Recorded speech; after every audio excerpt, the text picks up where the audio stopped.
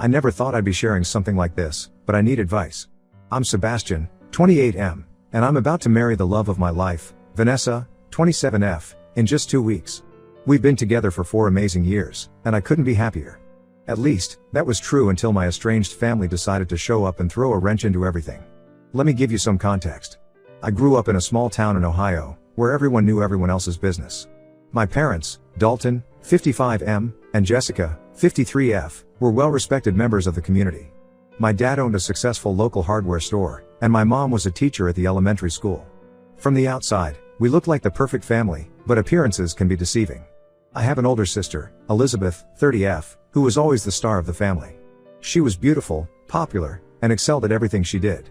Elizabeth was the captain of the cheerleading squad, got straight A's, and was even crowned prom queen. My parents doted on her, attending every game and competition, proudly displaying her trophies and awards all over the house. And then there was me. I was the quiet, awkward kid who preferred building computers to playing sports. I struggled to make friends and often felt invisible, both at school and at home. My parents rarely attended my science fairs or programming competitions. When I did win awards, they were tucked away in a drawer, while Elizabeth's took center stage on the mantle. I remember one particular incident that really drove home the disparity in how we were treated. When I was 15, I won a state-level programming competition. I was ecstatic and couldn't wait to tell my parents. But when I got home, bursting with excitement, I found the house empty. It turned out they had driven 3 hours to watch Elizabeth compete in a regional debate tournament. They had completely forgotten about my competition. When they finally returned home late that night, Elizabeth proudly displaying yet another trophy, I tried to tell them about my win. My mom absently said, "That's nice, dear," before turning back to Elizabeth to discuss her debate performance. My dad didn't even acknowledge me, too busy planning a celebratory dinner for Elizabeth. That was the moment I realized I would never be a priority in my own family. From then on, I threw myself into my studies and my coding projects. I worked part-time at a local computer repair shop, saving every penny for college. I was determined to get out of that town and away from my family as soon as I could. The day I left for college was both terrifying and liberating. I had gotten into a good computer science program on the other side of the country, in California. My parents seemed more relieved than sad to see me go. Elizabeth, who was already in her second year at a prestigious Ivy League school, didn't even bother to come home to say goodbye. Once I was in California, I cut off almost all contact with my family. I would occasionally talk to my dad, who seemed to feel some guilt about how I had been treated, but even those conversations were infrequent and superficial. I focused on building my own life, excelling in my classes, and eventually landing a great job at a tech startup in San Francisco. It was at that startup that I met Vanessa. She was a new marketing hire, and we bonded over late nights working on a big project. Vanessa was everything I had ever wanted in a partner: kind, supportive, and genuinely interested in who I was as a person. For the first time in my life, I felt truly seen and appreciated. Our relationship progressed quickly, and within a year, we had moved in together. Vanessa knew about my family's situation and was incredibly understanding. She never pushed me to reconnect with them, respecting my decision to keep that chapter of my life closed. Fast forward to 3 weeks ago. Vanessa and I were in the middle of last-minute wedding preparations when I received an unexpected email from Elizabeth. She said she and our parents needed to meet with me urgently. I was hesitant, but Vanessa encouraged me to hear them out, thinking they might want to reconcile before the wedding. When they showed up at our apartment last week, I could immediately tell something was off. Elizabeth looked nervous and fidgety, while my parents had an almost smug expression. That's when they dropped the bombshell. Elizabeth was pregnant, and she claimed the baby was Vanessa's ex-boyfriend's child. I was stunned. Vanessa had dated a guy named Mike, 29M, for a few months before we got together, but they had broken up amicably. In fact, Mike had moved to New York for a job opportunity, which was part of the reason for their split. Elizabeth claimed she had evidence of an ongoing affair between Vanessa and Mike, right under my nose for years. Elizabeth said she had text messages, photos, and even hotel receipts proving the affair. She threatened to expose everything unless I called off the wedding and let her have Mike instead. According to her, she and Mike had a connection when they met at a conference in New York a few months ago, and she was certain he would want to be with her if Vanessa was out of the picture. I couldn't believe what I was hearing. My own sister, who I hadn't spoken to in a decade, was trying to blackmail me and steal my fiancé's ex-boyfriend. It was absurd.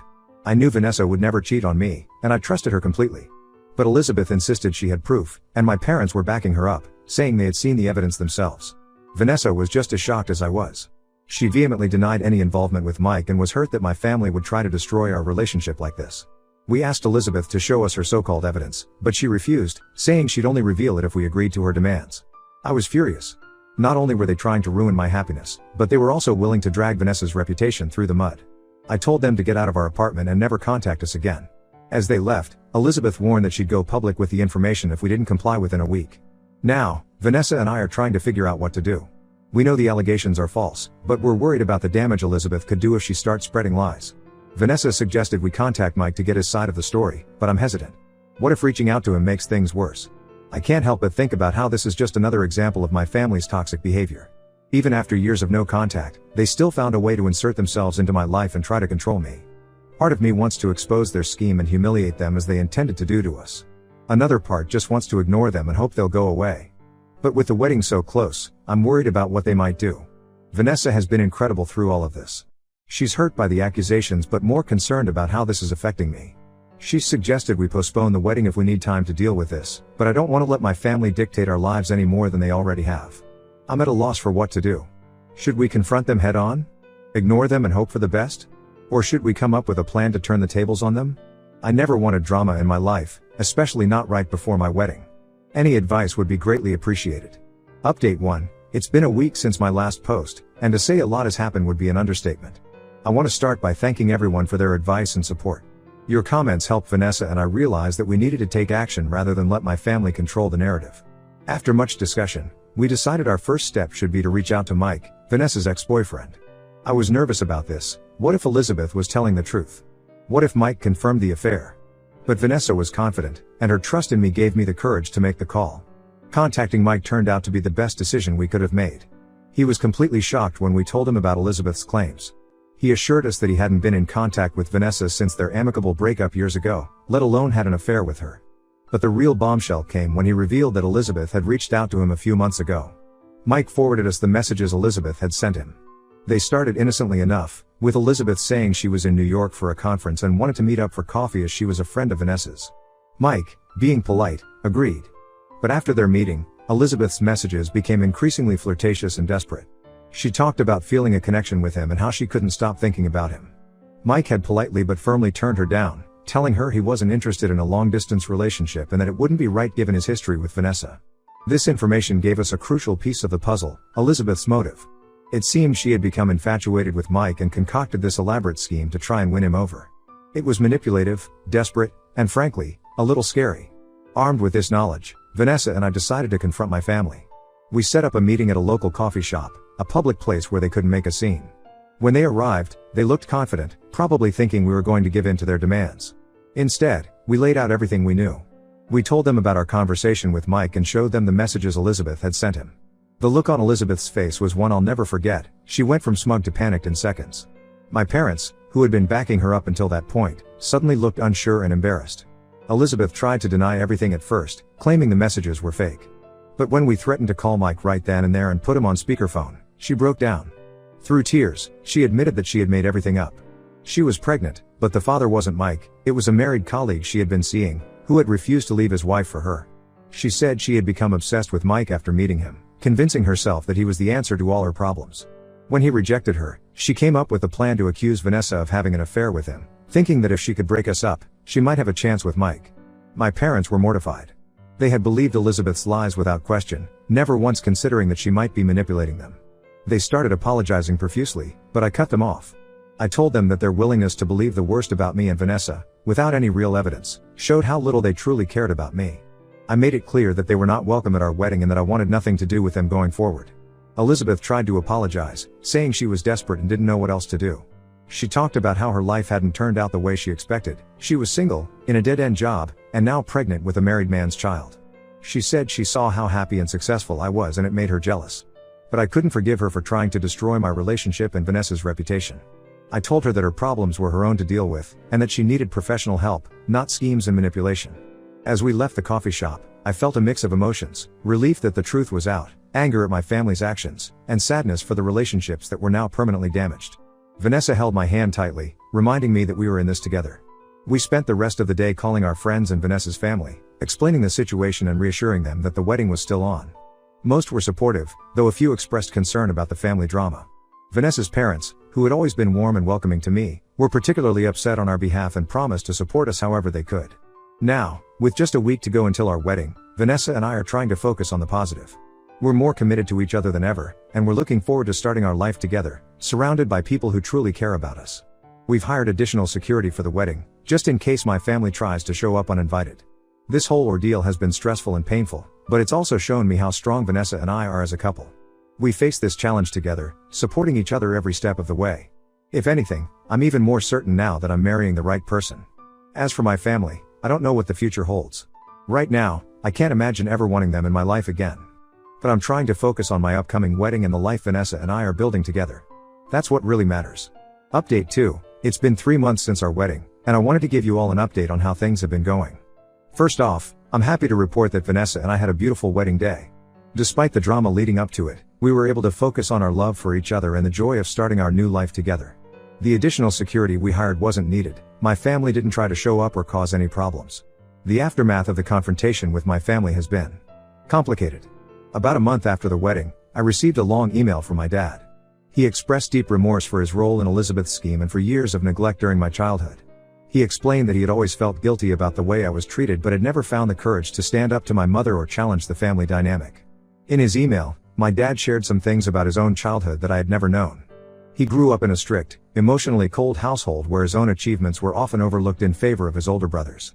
He said he had promised himself he would be different with his own children, but somehow had fallen into the same patterns with me and Elizabeth. He acknowledged that this wasn't an excuse for his behavior, but rather an explanation and a starting point for his own self-reflection. My dad's email was heartfelt, and for the first time, I felt like he was truly seeing me. He asked if we could meet to talk things through. After discussing it with Vanessa, I agreed to have coffee with him. When we met, my dad broke down in tears. He apologized for everything, for not being there for me, for believing Elizabeth's lies, for trying to ruin my wedding. He told me that my mother had left him, unable to cope with the guilt and shame of what they had done. Elizabeth had moved back home, her relationship with the married man having fallen apart when he found out about her pregnancy. I listened to everything my dad had to say, and I could tell he was genuinely sorry. But years of hurt and neglect don't disappear overnight. I told him I appreciated his apology, but I needed time to process everything. We agreed to take things slow, maybe meeting for coffee once a month to see if we could rebuild some kind of relationship. As for Elizabeth and my mother, I haven't heard from them directly. My dad mentioned that Elizabeth had started therapy to deal with her issues, and my mother was staying with her sister, still too ashamed to face me. Part of me is curious about how they're doing, but a larger part is relieved to have them out of my life. Vanessa has been incredibly supportive through all of this. She's encouraged me to be open to reconnecting with my dad while also reminding me that I don't owe my family anything. Her strength and love have been my anchor through this emotional roller coaster. On a happier note, Vanessa and I are settling into married life beautifully. We're talking about buying a house and starting a family of our own. After everything we've been through, we're more committed than ever to creating a loving, supportive home, the kind of family I never had growing up. I'm still processing everything that's happened, but I'm hopeful for the future. If there's one thing I've learned from all this, it's the importance of surrounding yourself with people who truly love and support you, whether they're related by blood or not. Update 3. It's been a year since my last update, and I wanted to share some significant developments in my life. Vanessa and I are doing great. We bought a house 6 months ago and are expecting our first child, a baby girl, in just a few weeks. We're excited and a little nervous about becoming parents, but we're facing it together. As for my family situation, things have continued to evolve. My relationship with my dad has slowly improved over the past year. We've been meeting regularly, and he's been putting in genuine effort to make amends and be a part of my life.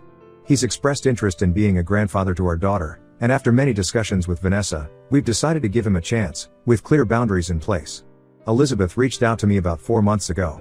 She had given birth to a healthy baby boy and said that becoming a mother had made her realize the gravity of what she had done. She asked for forgiveness and a chance to make things right. I was hesitant at first, but after talking it over with Vanessa and my therapist, yes, I finally took that step. I agreed to meet her. Our reunion was emotional and awkward. Elizabeth looked different, more mature, less self-centered. She apologized profusely for her actions and said she was committed to being a better person for her son. While I'm not ready to fully trust her yet, I can see that she's making an effort to change. As for my mother, she finally reached out about 2 months ago. Her email was a mix of apologies and excuses, and honestly, it left me feeling conflicted. I haven't responded yet. I'm still working through my feelings about her with my therapist. Vanessa and I have decided to take things one day at a time with my family. They won't be a big part of our lives anytime soon, but we're cautiously open to small steps toward reconciliation, always with our own little family's well-being as the top priority. Looking back on everything that's happened, I'm amazed at how much my life has changed. The family drama was painful, but it led me to confront issues I had been avoiding for years. I'm stronger now, more secure in who I am and what I want from life. As we prepare to welcome our daughter, I'm committed to breaking the cycle of favoritism and neglect that marked my own childhood. Vanessa and I promise to create a home filled with love, support, and open communication for our little one. The house we bought is in a quiet neighborhood with good schools nearby. We've been busy setting up the nursery, painting the walls a soft yellow and filling it with books and toys. Vanessa's parents have been incredibly supportive, helping us with the move and offering advice on parenthood. My dad has been trying to be involved too. He's offered to help with some renovations around the house, and while I'm still cautious, I appreciate his efforts. We've had some good conversations about the past and his hopes for the future. He seems genuinely excited about becoming a grandfather. Elizabeth and I have had a few more meetings since our initial reunion. She's been remarkably patient with my hesitancy to fully let her back into my life. She's shared some of what she's been working on in therapy, and I can see she's making real efforts to change her behavior patterns. Her son, my nephew, is adorable, and seeing her as a mother has helped me understand her better. I still haven't responded to my mother's email. My therapist has been helping me work through my feelings about her, but I'm not ready for contact yet. Maybe someday, but for now, I'm focusing on the family I'm creating with Vanessa. Work has been going well for both Vanessa and me. I recently got a promotion at my tech company, and Vanessa's marketing career is thriving. We're in a good place financially, which has allowed us to start a college fund for our daughter even before she's born. As I sit here, feeling our baby kick, I'm filled with a mix of excitement and apprehension about the future. Parenthood is going to be a new challenge, but after everything we've been through, I'm confident that Vanessa and I can handle it together.